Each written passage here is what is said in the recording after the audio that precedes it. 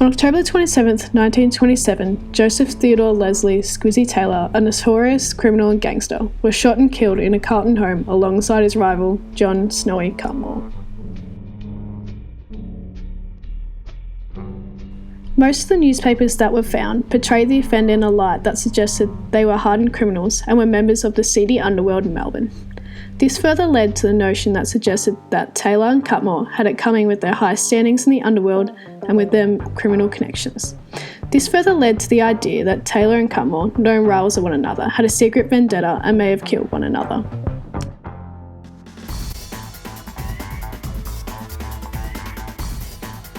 Additionally, many of the articles portrayed Taylor as someone who was not worth sixpence when he died, and that his death was no loss. In particular, an article published in the Armadale Express noted that there was the presence of several hundred people, mostly women, at his funeral, to imply that Taylor was a womanizer and a bad person. Furthermore, as Taylor was a known criminal and gangster, an article in the Daily Mercury described him as a sneaking cat and a rat. This depiction of gangsters and criminals at the time demonstrated that although it was a murder investigation, the fact that it was between rivals excused the nature of the crime. Additionally, this suggests that both Taylor and Cutmore were known criminals and their deaths were just part of gangland wars, suggesting that there was an emphasis on the underworld and underbelly of the city at the time. As part of these gang wars, the idea that was suggested in nearly all the articles was that Taylor was responsible for Cutmore's death, and as quoted from the Observer, as it was the bullets from the pistol that is identified as Taylor's property. The suggestion of his responsibility would be expected, as people in the 1920s wanted to believe that underworld criminals were responsible for each other's deaths.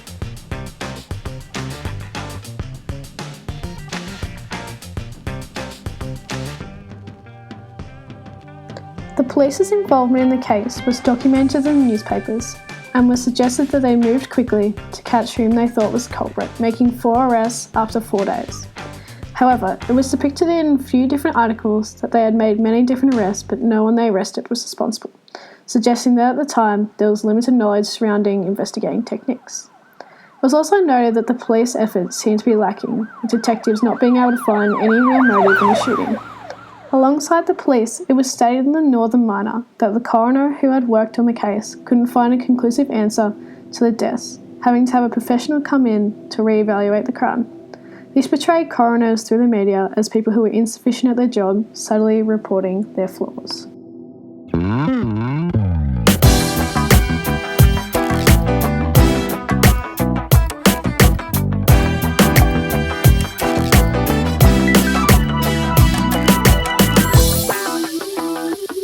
Reading the articles, I noticed the excessive use of the word says when referring to the witness and family members of the deceased, suggesting that the media's belief of the accounts were falsified to protect one another. The focus was then shifted to finding the culprit, with wild speculations of different theories surrounding their deaths, with a mysterious third man brought up in several articles. Many of the articles made Taylor and Cutmore's death out to be a novelty story, suggesting that it seems more of an entertainment rather than a shocking crime. However, their use of speculations seemed to be a way to provoke interest in their audiences and to draw attention to the issues of gangs and criminals in the area. Alongside this, their deaths were made out to be a spectacle with mystery and intrigue, the Canberra Times adding at the end, "An extraordinary feature of the tragedy is the revolver used in the shooting has disappeared."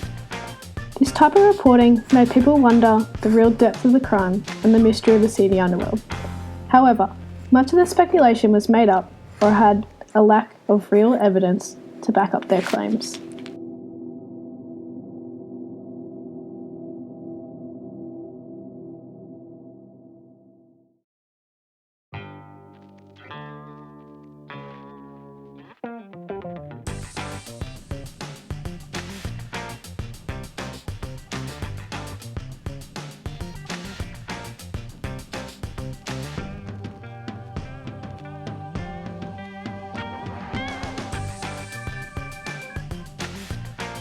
In contrast to this, if the crime was reported in modern times, it is generally more evidence-based rather than speculation.